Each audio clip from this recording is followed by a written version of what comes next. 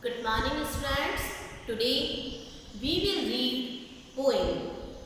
Poem. The name of our poem is Summer Sun.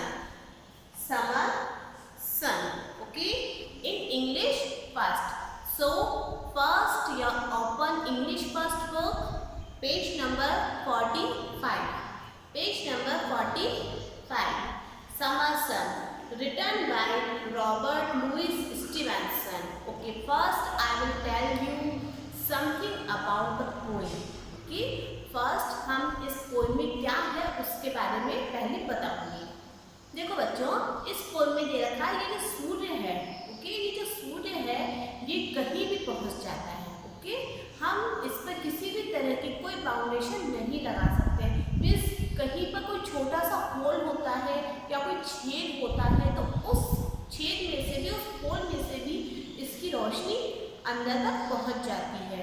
Okay, तो इस पूरी poem में in full poem sun is describe in different manner. Okay, सूरज की अलग अलग तरीके से डिस्क्राइब किया गया है सूर्य को कि किस जगह पर वो क्या इफेक्ट डालता है. Okay, so let's start. Great is the sun and wide he goes through empty heaven with repose. Repose means a state of being calm. Okay, means हम जब शांति से बैठते हैं वो स्थिति. And in the blue and glowing days, more thick than rain, he showers his rays. Okay, in first stanza, poet is describing that sun is very great and very wide. Okay, sun is very great and very wide. देखो, great is the sun and wide he goes. ये जो सूर्य है ये बहुत great है. Through empty heaven with repose. अब देखो, ये जो अपना आसमान होता है दिन के वक्त, यहाँ पर दिन में सूर्य के अलावा कुछ भी नहीं रहता. जैसे रात को तो अपने मून रहता है, मून के साथ स्टार्स रहते हैं. ओके, बट दिन में तो अकेला सन ही रहते हैं. आसमान में अकेला सन ही रहता है. Heaven with repose.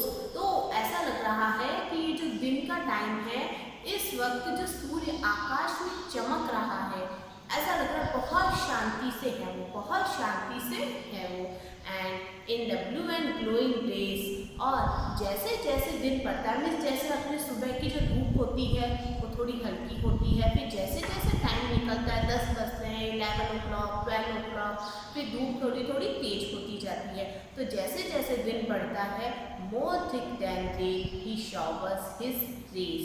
ओके, अब देखो, अब क्या होता है, जैसे वर्षा की शावर्स होती है. ओके, वर्षा की बूंदें होती है.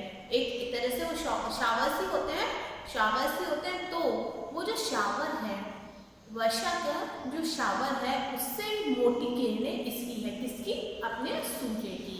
ओके, देखो ये सन बहुत ग्रेट है और ये अकेले इस पूरे आसमान में शांति से विचरण कर रहा है, शांति से घूम रहा है. और जैसे जैसे दिन बढ़ता है वैसे वैसे उसकी किरणें, वर्षा की जो धार होती है, वर्षा की जो धार से भी मोटी उसकी जो रेस होती है वो होने लग जाती है. मीन्स जैसे जैसे दिन चढ़ता है वैसे वैसे गर्मी तेज होने लगती है. Okay, now next stanza. दो closer still the blinds he pull to keep the shade parlor cool. देखो, blinds मीन्स दे रखा है screen for a window to shut the light out. देखो, अपने जो विंडो होते हैं या डोर होते हैं उसके जो पर्दे होते हैं वो. Parlour cool, parlour means drawing room. Okay, parlour का हमें लिखा है drawing room. Yet he will find a chink means होता है अ वेरी नैरो क्रैक और opening, or to slip his golden fingers through. Okay, now in second stanza. Okay, इसमें हमें बताया गया है वो closer still the blinds we pull.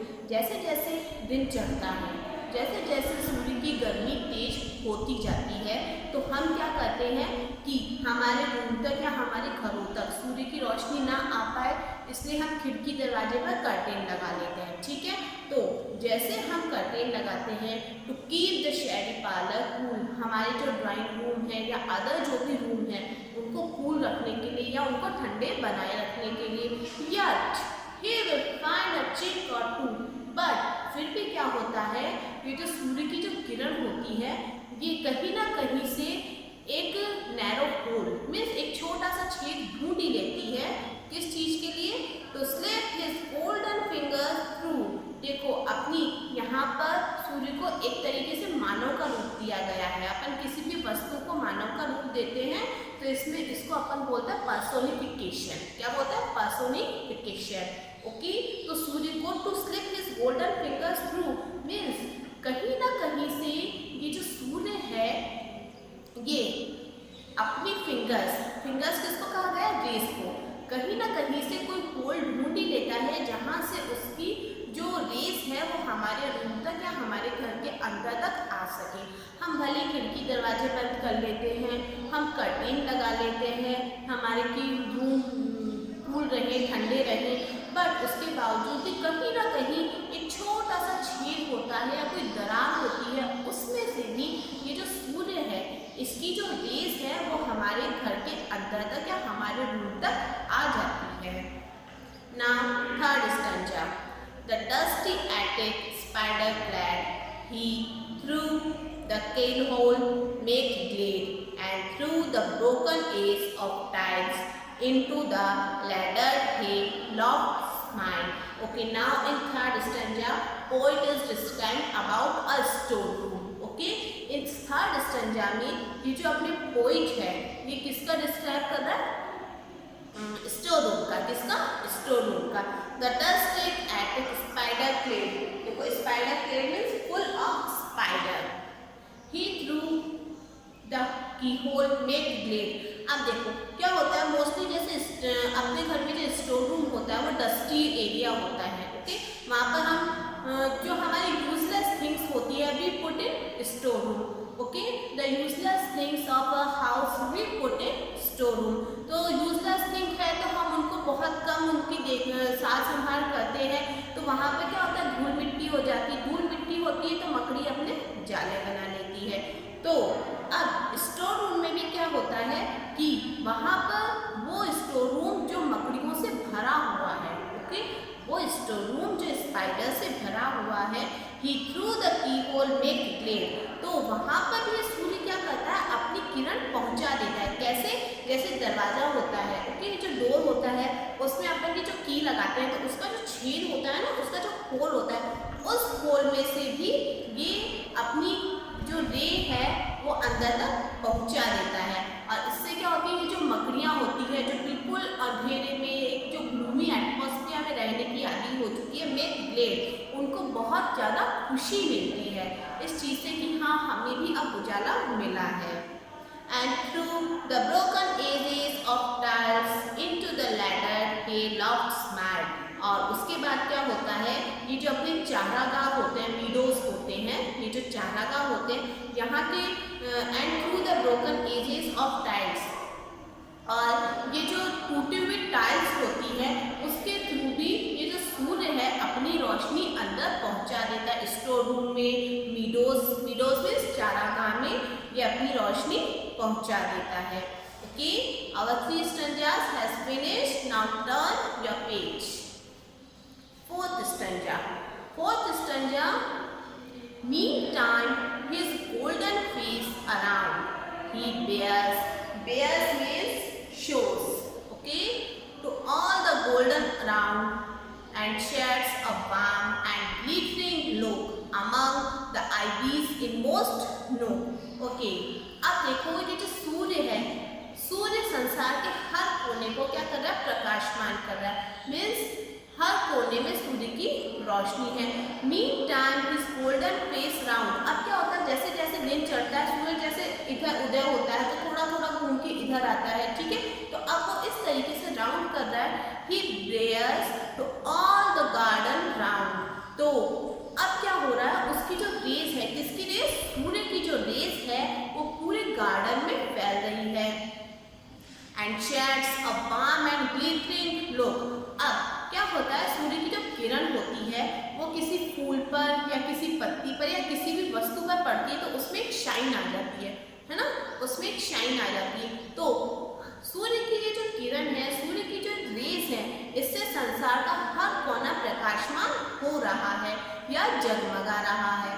Among the ivies in most नोक, देखो आइवीज इन मोस्टली क्या होता है, ये एक एवरग्रीन प्लांट होता है जो हमेशा ग्रीन ही रहता है। नुक, नुक मीन्स कॉर्नर, और and shades a warm and breathing look among the ivies in most nook. और ये जो आइवी के जो ये पौधा है, आइवी का जो ये एवरग्रीन प्लांट है, इसके कॉर्नर को भी, किसके कॉर्नर को, आइवी का जो एवरग्रीन प्लांट है इसके कॉर्नर को भी सूर्य अपना जो प्रकाश है उससे प्रकाशमान कर रहा है।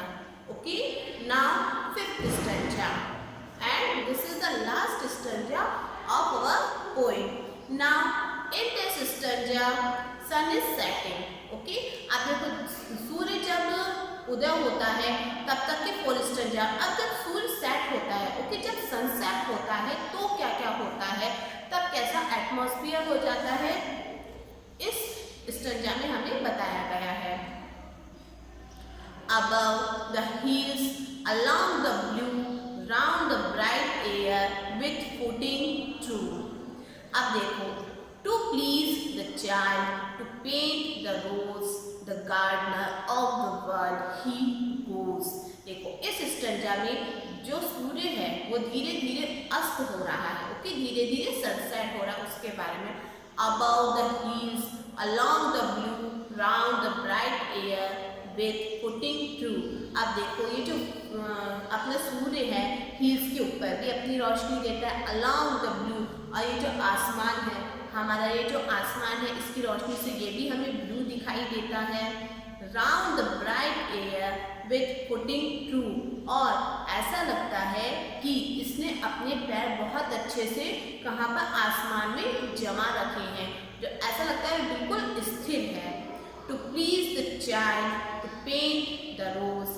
देखो अब इसकी जो रोशनी होती है सूर्य की रोशनी, उससे क्या होता है, बच्चे बूढ़े सब बहुत खुश होते हैं। यदि सूर्य उदय नहीं होगा तो कुछ भी नहीं है हमारे लिए। टू पेंट द रोज, और जब ये सूर्य की रोशनी किसी गुलाब पर पड़ती है तो उसमें भी एक शाइन आ जाती है, तो ये है to paint the rose, the gardener of the world he goes. तो अब इस तरीके से सूर्य विभिन्न तरीके की, अलग अलग तरीके की एक्टिविटीज करता है दिन भर, and at last at the time of sunset he goes. Okay, the gardener of the world, सूर्य को इस संसार का गार्डनर कहा गया है। क्यों? क्योंकि सूर्य उदय नहीं होगा तो पेड़ पौधे कैसे होंगे, हम किस तरीके से जिएंगे, हम बिल्कुल अंधेरे अंधेरे में भी नहीं जी सकते हैं। तो अब ये जो गार्डनर ऑफ द वर्ल्ड है, this is the time to go to the gardener of the world. Okay, now we have completed this poem. I hope you understood this poem very well.